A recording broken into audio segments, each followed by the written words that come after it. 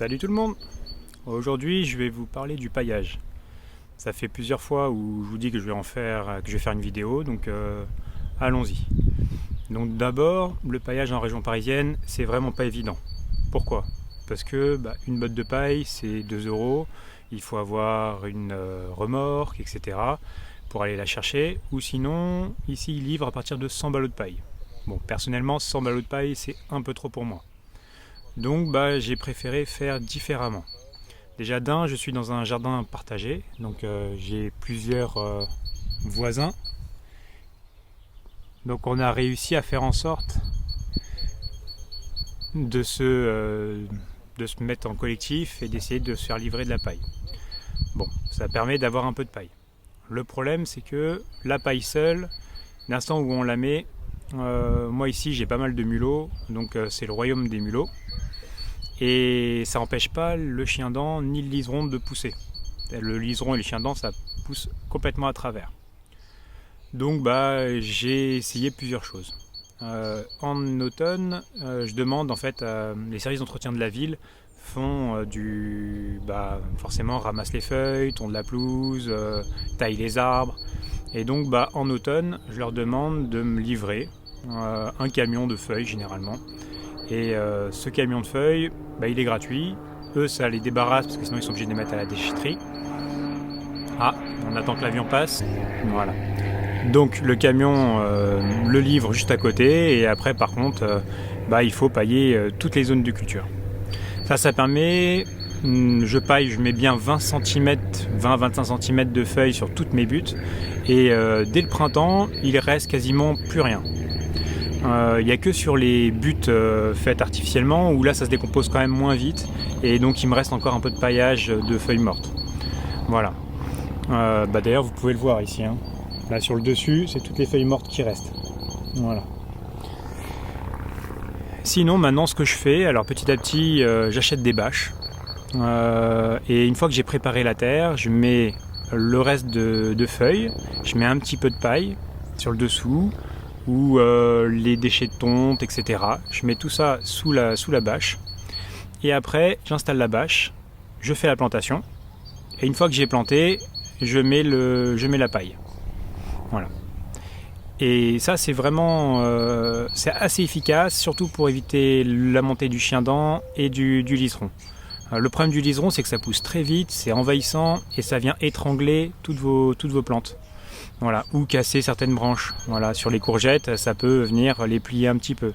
Bref, c'est le liseron, c'est bien gentil, mais ailleurs que sur les cultures. Voilà. Donc je vais vous montrer maintenant ce que ça donne. Alors, là vous pouvez voir. Donc là c'est une butte que je viens juste de faire. Donc là j'ai planté des courgettes avec des concombres. Voilà, là je vais installer après de quoi les faire monter, les concombres. Et les courgettes, elles vont se développer tranquillement au pied. Voilà. Et vous voyez, j'ai mis quand même un petit peu de paillage. Alors j'en mets pas autant que si j'avais pas d'autre paillage, vu qu'il y en a déjà en dessous de la bâche. Voilà. Et en dessous, il y a la bâche. Voilà. Voilà. Et là vous pouvez voir, c'est là sur les fraisiers, j'ai fait livrer du broyat du BRF quoi. Ça permet d'ici d'éviter que les fraises pourrissent toutes seules, mais c'est pareil, j'ai mis quand même une bâche en dessous pour éviter pareil le liseron. Parce que regardez, je vais vous montrer une butte où j'avais mis du broyat mais c'est tout. Et alors elle est magnifique, elle est magnifique, elle donne plein de fraises. Là on peut les voir. Là voilà, elles sont très belles les fraises. Le seul inconvénient c'est ça. Voilà, c'est le liseron et vous voyez, là il vient s'entortiller. Et il vient tout étouffer à chaque fois. Là vous voyez, j'ai des oignons et en fait il grimpe sur les oignons et après il les casse tout simplement. Ou il les couche. Voilà. Donc pour éviter ça, c'est quand même plus agréable de ne pas avoir ces plantes qui sont étranglées. Si on n'a pas eu le temps d'enlever les branches de liseron. Donc c'est quand même plus pratique la bâche. Voilà.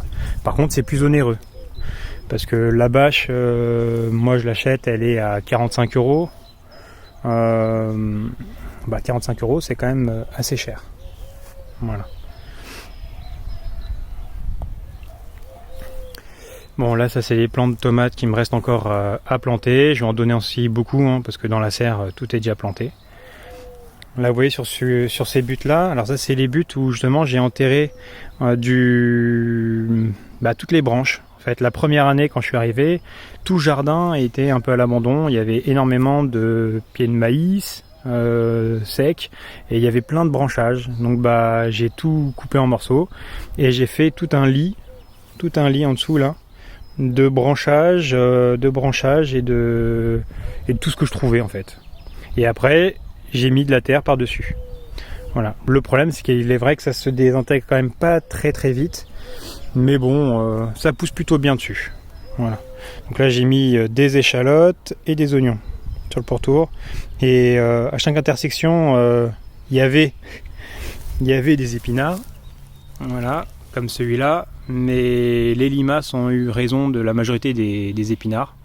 Voilà, il y en a encore un là-bas. Il y en a quelques-uns, hein, mais bon. Les limaces sont bien mangées. Voilà, mais c'est pas grave, hein, je vais y mettre d'autres choses. Voilà, on va pas laisser ça vide. Hein. Voilà. Bon, sur ce, hein, je vous dis à une prochaine pour une autre histoire de jardinier.